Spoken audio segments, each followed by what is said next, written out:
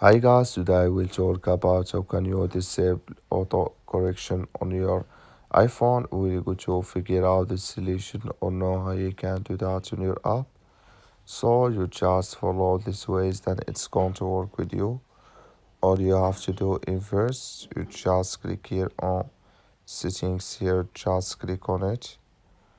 So then it's going to take you to this list. It's going to show for you like this here.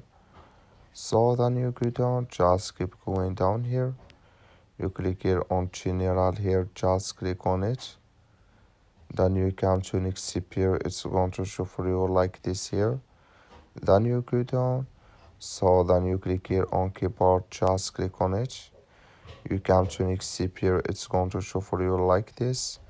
You come here to auto correction here. Click in this sign or this color. Like you see color, it's gone. That's mean auto correction disabled with us now. That's all you have to do. That's all. Thank you for watching. Don't forget to support us by liking and subscribe.